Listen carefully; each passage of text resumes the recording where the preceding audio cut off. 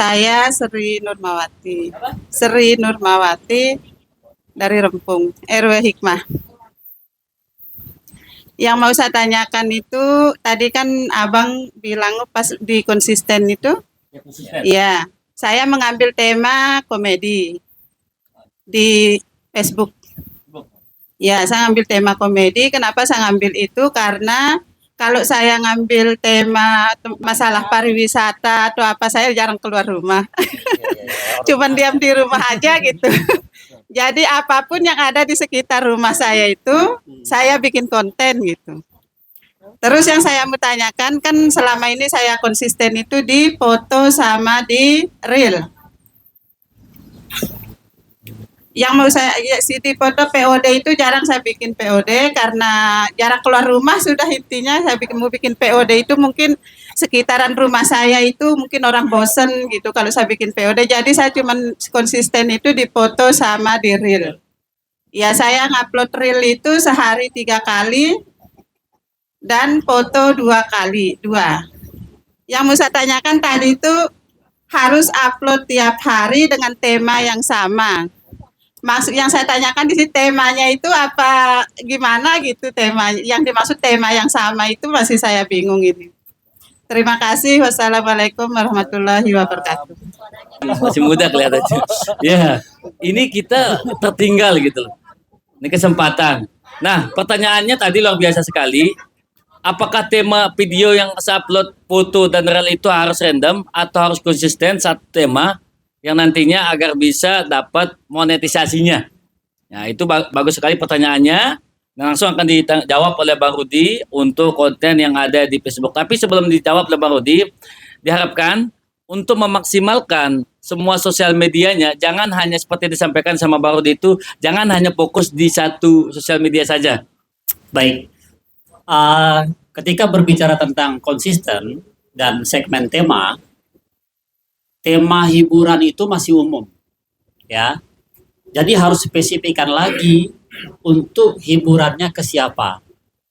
Dan model brand positioning yang kita jual di konten itu apa? Karena banyak sekali jok-jok yang mungkin ada yang jok juga dari perilakunya, ada jok orang juga dari bahasanya, atau dari konten-konten hewan-hewan yang biasa nyatu relate dengan viewer. Nah, tapi pada dasarnya satu, kalau mau konten kita itu bagus, harus mengandung air. Ya, kontennya itu harus mengandung air.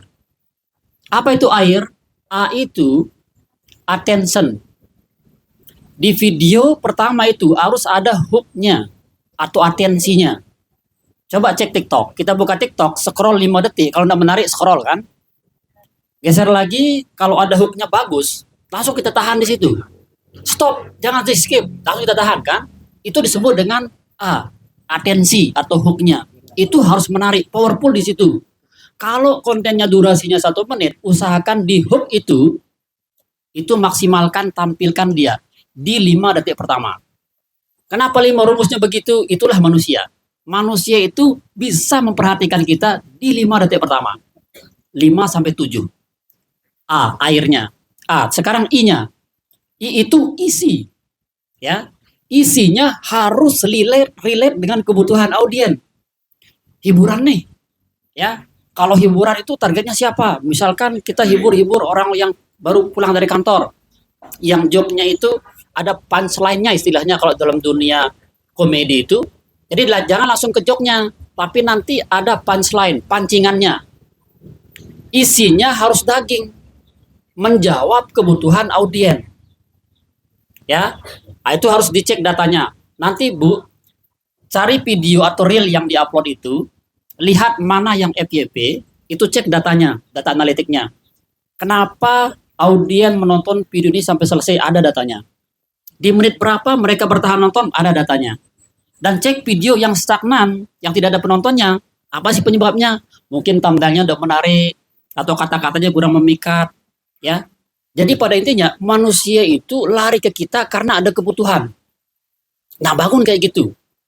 Gojek itu bangun kayak gitu, makanya dia sukses sekarang. Dia berlari dari isi masalah. Masalah dilihat, dia hadir sebagai solusi. Nah, itu isinya harus membahas masalah. Dan yang terakhir itu reaction. Ya, AIR, reactionnya. Harus ada call to action. CTA-nya. Jadi percuma, saya sudah curhat sama teman-teman yang di Mataram, itu pernah diskusi sama teman-teman YouTube. Itu rugi seorang content creator kalau tidak ada call to action-nya di setiap videonya. Contoh gini, saya bikin video nih, ada call to action-nya. Views-nya katakanlah 10.000. Call to action itu di situ saya taruh link affiliate atau keranjang kuning. Dari 10.000 yang belanja hitunglah 1.000 enggak apa-apa. Ya, 1.000 yang belanja. Saya untung dari affiliate itu. Nah, sedangkan kalau teman-teman bikin video FYP, views-nya misalkan 6 juta, tapi tidak ada call to action-nya, kan tidak ada revenue di situ, tidak ada konversi kita dapatkan. Nah, usahakan semua konten itu harus mengandung air tadi itu.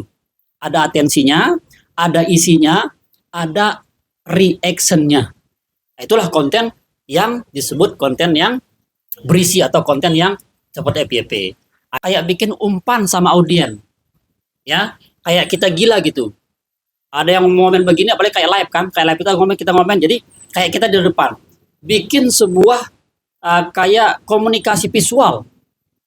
Ya, UTDT, judulnya harus berdasarkan dicari sama orang. Ya, jangan sampai kita buat judul cara makan tembok di rumah, nggak ada yang nyari, nggak ada yang views. Itu penyebabnya. Harus cari dulu, gitu. Lalu kita isi deskripsinya. Deskripsi di TikTok kan ada, di Reel kan ada. Itu harus relate dia. Misalkan judulnya cara membedakan suami kita dan suami orang. Taruh itu juga di deskripsi. Ya, itu deskripsi. Baru ke hashtagnya. Jadi cara membedakan suami kita dari orang itu ada di hashtag juga. Ya, nah, baru di URL-nya. Jadi sinkron lah dia. Karena YouTube, Google, Facebook itu lapar. Dia butuh konten mana yang paling relevan. Itulah yang disebarkan di beranda-beranda orang. Kalau dia relevan, maka potensi FYP-nya gampang. Ya, dan banyak sekali faktor resikonya, termasuk musik, segala macam, itu banyak sekali. Itu dia, mungkin Bunda. Terima kasih, tepuk tangan sekali buat kita semua.